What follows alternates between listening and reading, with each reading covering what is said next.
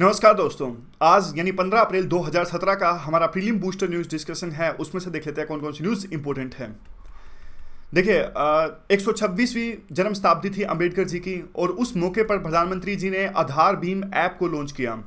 Bhim app तो पहले से लॉन्च हो गई थी, नोटबंदी के बाद में इसे लॉन्च किया गया था। भीम जो ऐप है वो पेटीएम की तरह काम करती है, और अब इसको आधार से भी कनेक्ट कर दिया गया है। यानी अगर किसी के पास में भीम ऐप है और आधार कार्ड है तो वो आधार नंबर से भी पेमेंट कर सकता है, क्योंकि देखिए आधार कार्ड में हमारे बायोमेट्रिक्स जो हैं वो ऑलरेडी कलेक्ट कर लिए गए हैं। तो हमारे जो थंब इम्प्रेशन है उसकी सहायता से हम पेमेंट कर सकते हैं। तो बस ये थोड़ा सा याद रखिएगा। कई बार यूपीएससी इनडायरेक्टली क्वेश्चन पूछ लेती है। आमतौर पे देखिए जो ये बर्थ एनिवर्सरीज हैं, जैसे 14 अप्रैल को अंबेडकर जी की थी, ऐसे क्वेश्चन नहीं पूछती यूपीएससी, लेकिन इनडायरेक्टली क्वेश्चन पूछ लेती है यूपीएससी। जैसे कि एक क्वेश्चन पूछा था सीएपीएफ में कि स्वच्छ भारत अभियान कौन से लीडर की बर्थ एनिवर्सरी पर लॉन्च किया गया था, तो 2 अक्टूबर को लॉन्च किया गया था ये। तो इस प्रकार के इनडायरेक्ट क्वेश्चन पूछ लेती है यूपीएससी। तो यूं क्वेश्चन आ सकते हैं, मान लीजिए Bhim Aadhaar app which was launched recently, so कौन सा मौका था, तो अंबेडकर जी का जन्म शताब्दी थी। तो बस थोड़ा सा याद रखिएगा, ज़्यादा इंपॉर्टेंट नहीं है। आगे देखिए यूजीसी काफ़ी सुर्खियों में रहता है। कल परसों एडिटोरियल काफ़ी बड़ा इस पर आया था, क्योंकि इन्होंने सीट्स हैं एमफिल की वो कट कर दी थी, और एक टीएसआर सुब्रमण्यम जो एजुकेशन के लिए कमेटी गठित की गई थी, उन्होंने भी ये रेकमेंड किया था कि यूजीसी को ख़त्म कर देना चाहिए, ये ठीक से काम नहीं कर रही है। तो थोड़ा देख लेते हैं यूजीसी के बारे में। ये एक स्टैचुरी बॉडी है, सबसे पहले तो ये याद रखिएगा स्टैचुरी बॉडी है। पार्लियामेंट के एक एक्ट 1956 में पार्लियामेंट से पास करके बनाई गई थी। करती क्या है, देखिए ये जो हमारी यूनिवर्सिटीज़ का करिकुलम होता है, स्टैंडर्ड्स डिसाइड करती है। इवन जो स्कॉलरशिप स्कीम्स होती है उसके लिए फंड्स भी डिसबर्स करती हैं।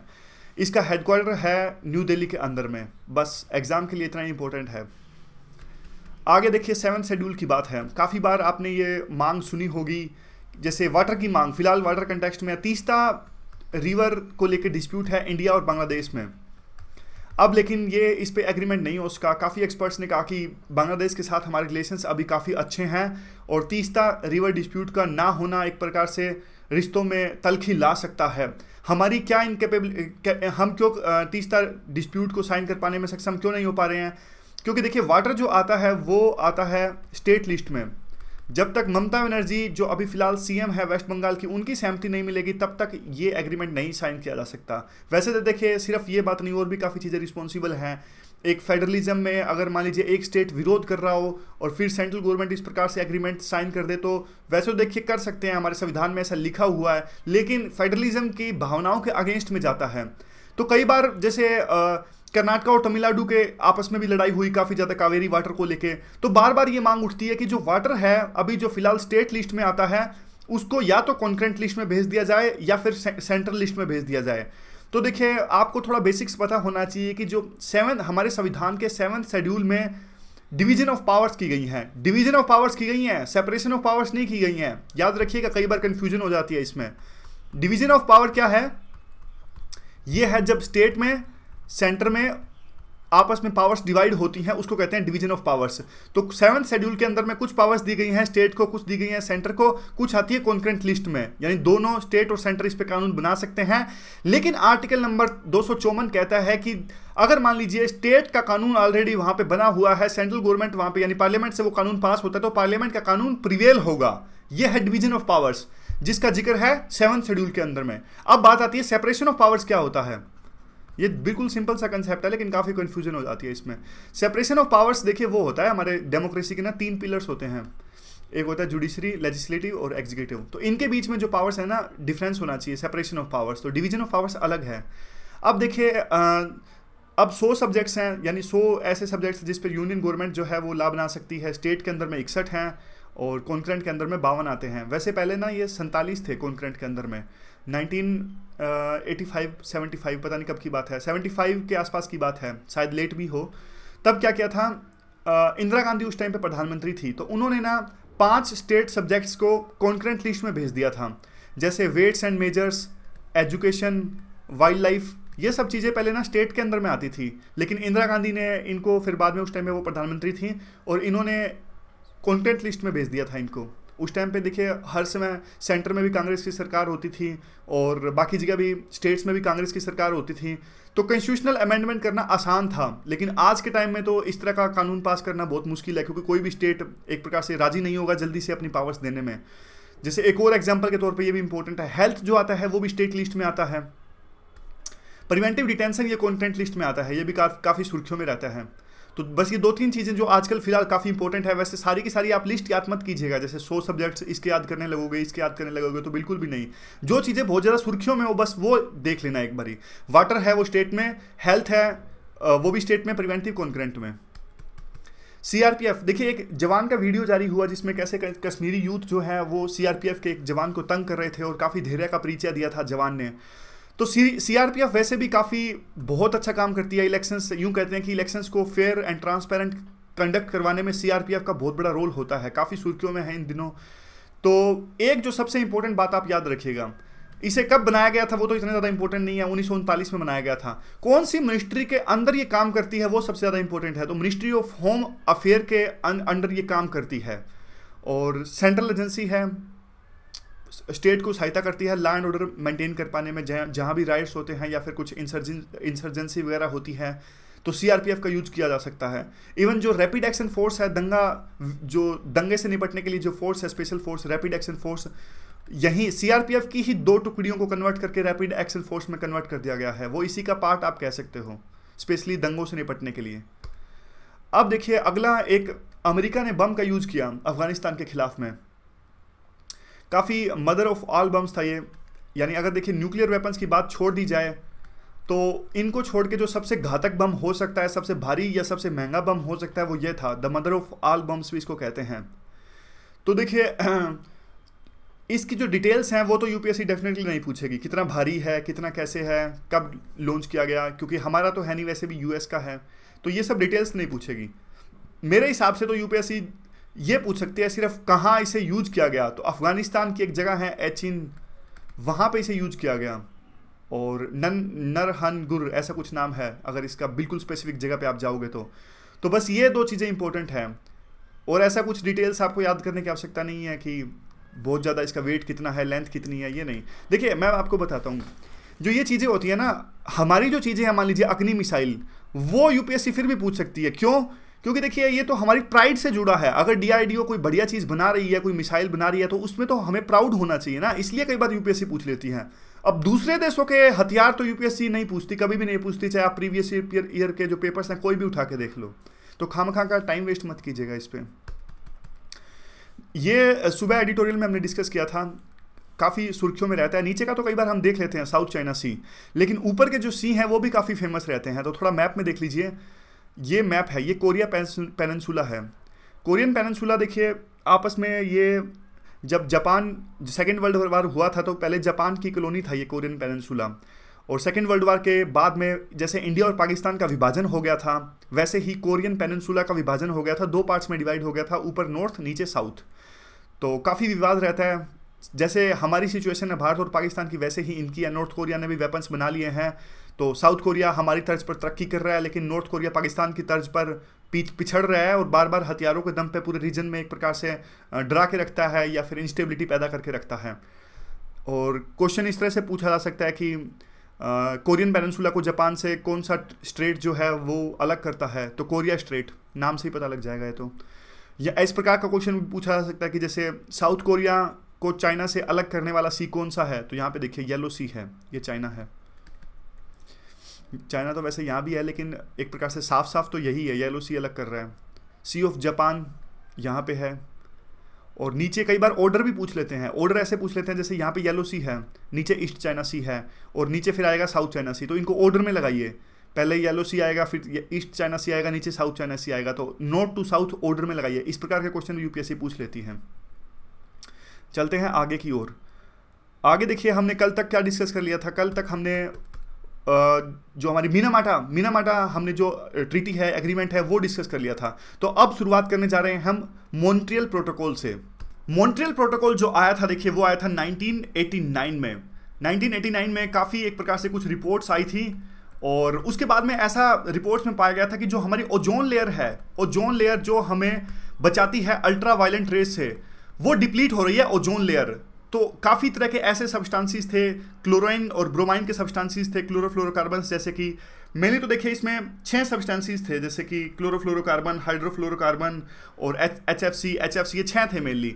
तो इसमें देखिए बात यह है कि इन ओजोन डिप्लीटिंग जो सब्सटेंसेस हैं उनको फेज आउट करने के लिए ये डिक्लेरेशन आई थी और प्रोटोकॉल आया था, मॉन्ट्रियल प्रोटोकॉल। और इससे पहले एक डिक्लेरेशन भी आई थी जिसका नाम था हमारा वियना डिक्लेरेशन, और इसको प्रोटोकॉल में कन्वर्ट कर दिया गया था मॉन्ट्रियल प्रोटोकॉल। तो मेनली यही है।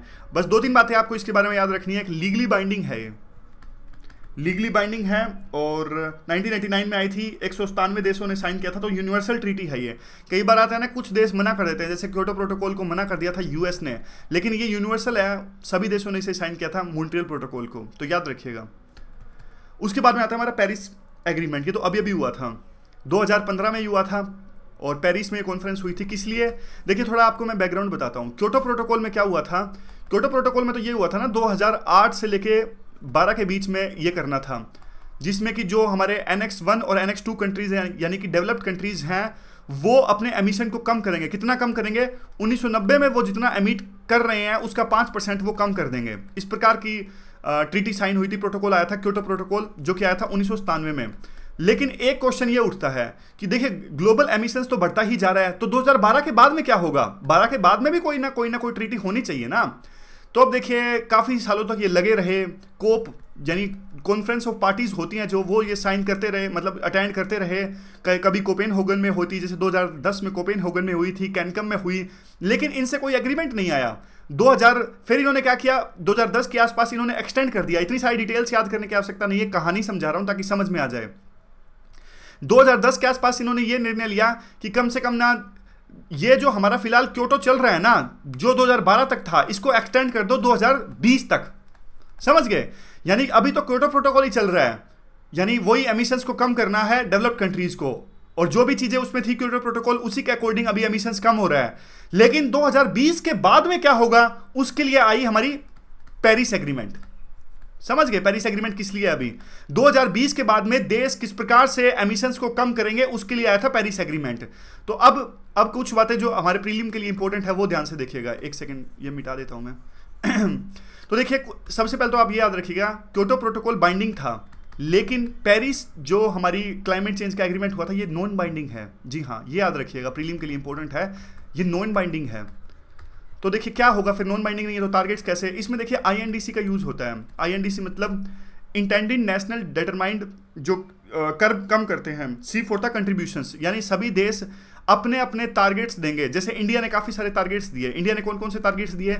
इंडिया ने ये टारगेट्स दिए कि हम जो है अपना जो एमिशंस है, यानी 2005 में जितना हम एमिशन कर रहे हैं उसका 33 से 35% हम कम कर देंगे। कब तक? 2030 तक। ऐसे इंडिया ने अपने टारगेट दिए। इंडिया ने और भी काफ़ी सारे टारगेट्स दिए, जैसे कि हम क्या करेंगे, 2.5 से लेकर 3 बिलियन टन तक का कार्बन डाइऑक्साइड का जो एमिशंस है वो कम कर देंगे, और कार्बन सिक्वेस्ट्रेशन के, यानी कार्बन जो भी चीज़ें कार्बन को एब्जॉर्ब करती हैं, जैसे कि फॉरेस्ट वगैरह, वो सब हम करेंगे, और 2.5 से लेकर 3 बिलियन टन का कार्बन सिक्वेस्ट्रेशन की फैसिलिटी हम इस्टाब्लिश कर देंगे। ऐसा इंडिया ने कहा।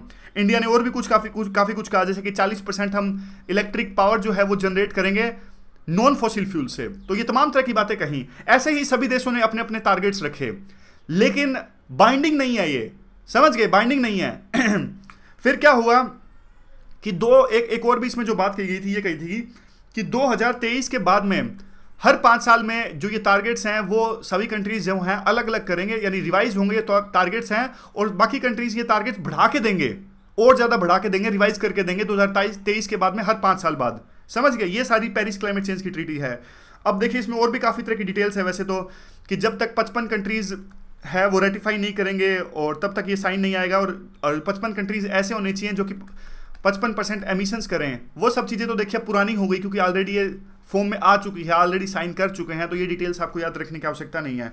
बस एग्जाम के लिए 2-3 चीज़ें याद रखिएगा कि एक तो ये सब बाइंडिंग नहीं है, सभी देश अपना अपना टारगेट देते हैं, और ऊपर से लक्ष्य ये है कि इंडस्ट्रियल रेवोल्यूशन के दौरान में जितना एमिशंस होता था उसका 2% एमिशंस, मतलब ये तय करना है कि जो टेम्परेचर इंक्रीज हो इंडस्ट्रियल रेवोल्यूशन के दौरान में जितना टेम्परेचर था उससे 2 डिग्री सेल्सियस ज़्यादा टेम्परेचर ना बढ़े, और अगर मान ले ये तो ज़्यादा ही एम्बिशियस, उन्होंने ये भी सोचा था कि 1.5 डिग्री सेल्सियस ना बढ़े, लेकिन वो तो ज़्यादा ही एम्बिशियस हो जाएगा, तो कम से कम 2 डिग्री सेल्सियस से ज़्यादा टेम्परेचर ना बढ़े, बस ये याद रखिएगा। आगे आता है देखिए रामसर कन्वेंशन। रामसर जो कन्वेंशन है वो एक इंटरनेशनल ट्रीटी है। थोड़ा सिस्टमेटिक ढंग से स्लाइड पे लिखने की कोशिश करता हूँ, सॉरी ज़्यादा प्रैक्टिस नहीं है मेरी, लेकिन ऐसे लिखूंगा तो याद हो, सही में कुछ ना कुछ तो मतलब सीखेंगे ही। देखिए रामसर जो कन्वेंशन है वो एक इंटरनेशनल ट्रीटी है, और क्या करती है, वेटलैंड के लिए है ये। और ये रामसर जगह कहाँ पे है, ये ईरान में है। देखिए ये अपने आप में एक अलग से पहली ऐसी ट्रीटी थी जो स्पेसिफिक किसी इकोसिस्टम के लिए यानी वेटलैंड के लिए है। ऐसे किसी स्पेसिफिक इकोसिस्टम के लिए ट्रीटी सबसे पहले यही आई थी। उसके बाद में जो आई, अभी नाम तो याद नहीं आ रहे हैं वैसे, उसके बाद में काफ़ी सारी आ गई होंगी।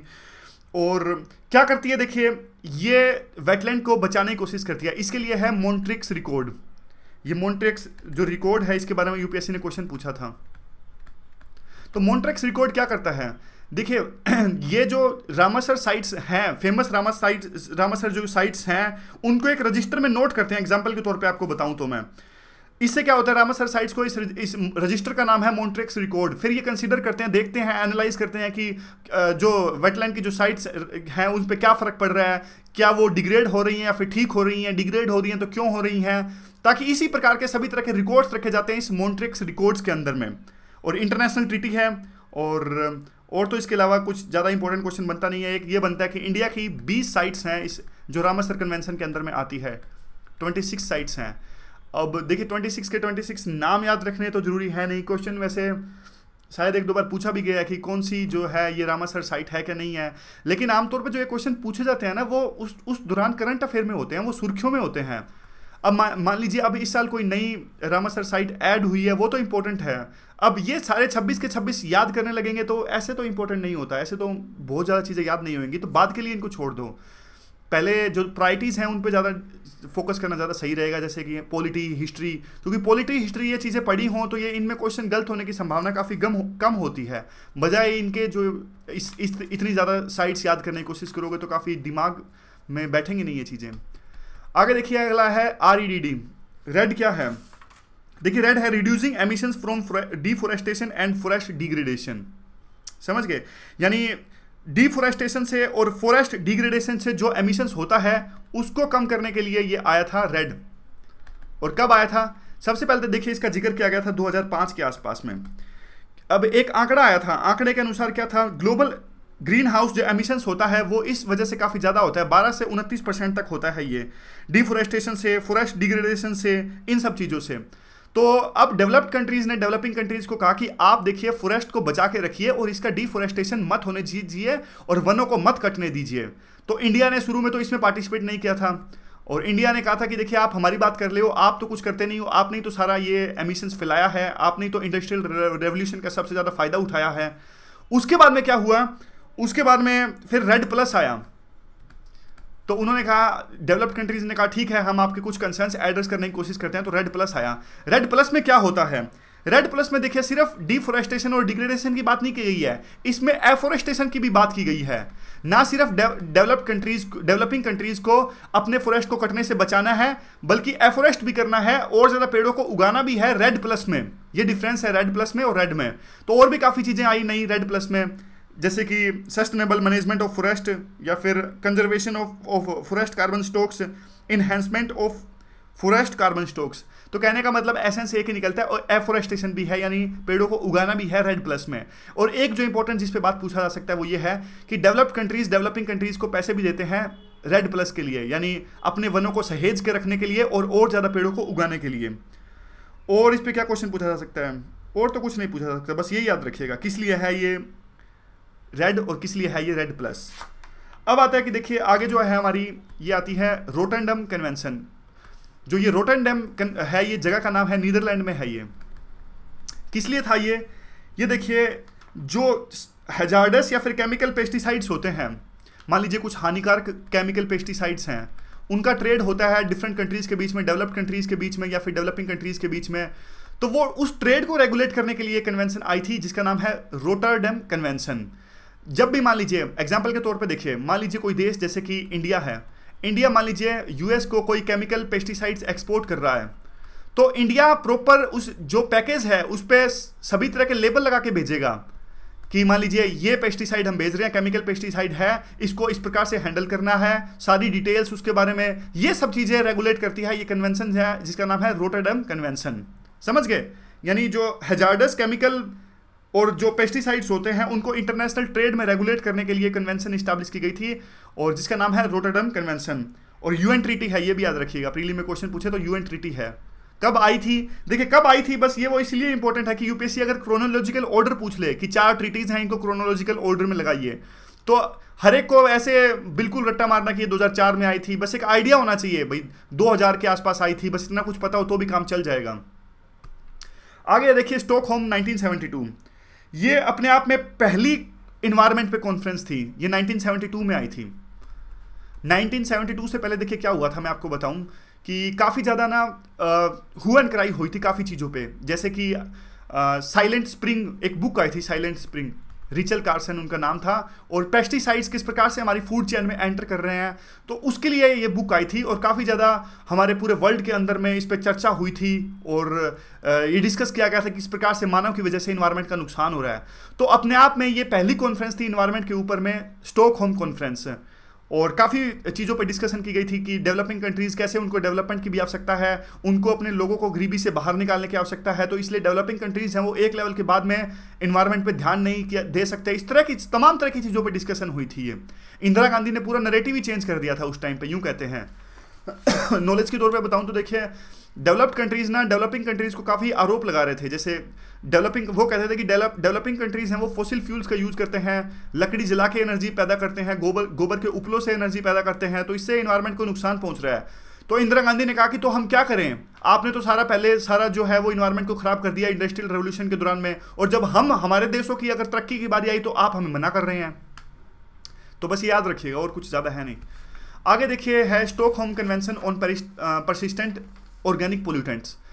देखिए परसिस्टेंट ऑर्गेनिक पोल्यूटेंट्स कौन से होते हैं? ये वो पोल्यूटेंट्स होते हैं जो आसानी से डिग्रेड नहीं होते, केमिकली बायोलॉजिकली ये डिग्रेड नहीं होते। तो देखिए अब इसके लिए ये कन्वेंशन आई थी जो कि आई थी 1998 में, इसे ओपन किया गया था और 2002 के 1 के आसपास इसे साइन कर दिया गया था। 12 इसमें सबसे पहले केमिकल सब्सटेंसेस को साइन लाया गया था जिनको डर्टी डजन्स भी कहते हैं, डर्टी डजन्स। तो नाम कौन कौन से हैं इसमें? 12, वो तो देखिए याद करने की आवश्यकता है नहीं, वैसे ये सब आते हैं, नाम भी मुश्किल ही हैं, एल्ड्रिन, क्लोरिन, डीडीटी, डेल्ड्रिन, एंड्रिन, इस तरह के नाम याद नहीं होंगे। बस याद रखिएगा किस लिए है ये स्टॉकहोम कन्वेंशन, किस लिए है। तो परसिस्टेंट ऑर्गेनिक पोल्यूटेंट्स के लिए हैं जो आसानी से केमिकली और बायोलॉजिकल डिग्रेड नहीं होते और हमारी फूड चेन्स में एंटर करके काफ़ी नुकसान पहुंचाते हैं हमारी हेल्थ को, तो ये याद रखिएगा आप। तो काफ़ी चेंज भी किया जा सकता है इसमें, ऐसा कुछ नहीं है 12 फिक्स ही रहेंगे, अब तो और भी एक दो बढ़ा भी दिए गए हैं। और कौन इनको चेंज करता कौन है ये भी इंपॉर्टेंट नहीं है, एक छोटी मोटी ऑर्गेनाइजेशन है, बस इतना ही याद रखिएगा। उसके बाद में क्या आता है? उसके बाद में देखिए है हमारा वियना कन्वेंशन। वियना कन्वेंशन तो वही है, मॉन्ट्रियल प्रोटोकॉल से पहले जो कन्वेंशन आई थी ओजोन सब्सटेंसेस को फेस आउट करने के लिए, वो है वियना कन्वेंशन। अगर मॉन्ट्रियल प्रोटोकॉल मान लीजिए 1989 में आया था तो ये 1987 में आई थी, तो बस और कुछ याद करने की आवश्यकता नहीं है। वियना कन्वेंशन मॉन्ट्रियल प्रोटोकॉल से पहले आई थी, किस लिए आई थी? बस ओजोन डिप्लीटिंग जो सब्सटेंसेस है उनको फेस आउट करने के लिए आई थी। और अगला है देखिए alliances of small island states. ये देखिए छोटे छोटे आइलैंड्स हैं। अब मान लीजिए देखिए जो क्लाइमेट चेंज से रिलेटेड जो हमारी कन्वेंशंस होती हैं, जो ये कॉन्फ्रेंस ऑफ पार्टीज होती हैं, जैसे पेरिस क्लाइमेट चेंज एग्रीमेंट है, उनमें देखिए ये छोटे छोटे आइलैंड्स हैं ना, इनकी तो क्या औकात होती होगी। तो इन्होंने सोचा कि देखिए हमारी बात को अच्छे से रखने के लिए हम सभी देशों को हम सभी आइलैंड्स को एक साथ जुटना होगा। तो 44 आइलैंड्स थे, उन्होंने अपना एक गठबंधन बनाया, उन्हीं को कहते हैं alliance of small island states, जो कि इन्वायरमेंट से रिलेटेड अपनी बात को दृढ़ता से रख सकें। तो 44 आइलैंड्स हैं, इसमें इंडिया नहीं है, याद रखिएगा इंडिया नहीं है, इंडिया आइलैंड तो है नहीं। और कई बार अगर यूपीएससी डिफिकल्ट क्वेश्चन पूछे तो ये पूछ सकती है कि इंडियन ओशन के अंदर में कौन कौन से ये 4 आइलैंड्स हैं। तो इंडियन ओशन के अंदर में देखिए मालदीव है और मॉरिशस है, इसके अलावा सेशल्स भी है, और चौथा है हमारा कोमोरोस। तो 4 हैं इंडियन ओशन के अंदर में, मालदीव है, मॉरिशस है, सेशल्स है, कोमोरोस है। राइटिंग बहुत गंदी आ रही है, मुझे भी पता है, अच्छा नहीं लग रहा देख के, लेकिन धीरे धीरे इंप्रूव हो जाएगी, क्योंकि देखिए हमें बहुत ज़्यादा डिस्कस करना है। इसके बाद में आर्ट एंड कल्चर या फिर साइंस एंड टेक, उसके बाद में टाइम मिलेगा तो और भी सब्जेक्ट्स हम प्री के दृष्टिकोण से डिस्कस कर लेते हैं, लेकिन इन सब चीज़ों के लिए ना स्लाइड्स नहीं बनेगी, तो स्लाइड्स के चक्कर में तो देखिए सारी चीज़ें डिस्कस होनी रह जाएगी। तो राइटिंग धीरे धीरे सॉरी इंप्रूव हो जाएगी। आप अपने साथ हमेशा हो सके तो बस नोटबुक और पेन रखना, क्योंकि धीरे धीरे इससे आपकी भी प्रैक्टिस हो जाएगी, आपको चीज़ें याद हो जाएंगी। ग्लोबल इन्वायरमेंट फैसिलिटी अगला जो हमारा है टॉपिक है। देखिए ग्लोबल इन्वायरमेंट फैसिलिटी ये एक इंडिपेंडेंट ऑर्गेनाइजेशन है, फाइनेंशियल ऑर्गेनाइजेशन है। क्या करती है, ये सारी जो इन्वायरमेंट से रिलेटेड ट्रीटीज़ होती हैं या फिर इन्वायरमेंट को कंजर्व करने के लिए, बायोडाइवर्सिटी को कंजर्व करने के लिए, उन सभी चीज़ों को ये फंड करती है। ये इंडिपेंडेंट ऑर्गेनाइजेशन है जिसका नाम है ग्लोबल इन्वायरमेंट फैसिलिटी। अब देखिए शुरू में तो देखिए इसे वर्ल्ड बैंक के अंडर में बनाया गया था 1991 में, लेकिन 1991 के बाद में क्या हुआ, जब रियो डिक्लेरेशन हुई तो इसको इंडिपेंडेंट कर दिया गया रियो के बाद में। तो अब ये मेनली 5 ट्रीटीज़ को फंड करती हैं। कई बार यूपीएससी इस प्रकार से क्वेश्चन पूछ लेती है। तो सीबीडी यानी जो हमारी कन्वेंशन ऑन बायोलॉजिकल डाइवर्सिटी, और यूएनएफसीसी वो भी इस जो हमारी ग्लोबल इन्वायरमेंट फैसिलिटी जो है यूएनएफसीसी को भी फंड करती है। और तीसरा है यूएनसीसीडी यानी UN convention on combat desertification, UNCCD. और चौथी है पीओपी, परसिस्टेंट ऑर्गेनिक पोल्यूटेंट। पांचवा है मरकरी के लिए मिनामेटा, जो हमने कल लास्ट में डिस्कस करी थी। तो ये पांचों जो ट्रीटीज हैं उनको global environment facility funds provide करती हैं। तो याद रखिएगा पांचों। ये इस पे आती नहीं है राइटिंग, बार बार मुझे बेकार फील हो रहा है, इस पे ना ये पैड पे लिखना पड़ता है तो राइटिंग बेकार आती है। अगला है देखिए green climate fund. Green climate fund देखिए ये बनाया गया था यूएनएफसीसी फ्रेमवर्क में ही आता है, United Nations framework on climate change convention, इसके अंडर में ये आता है।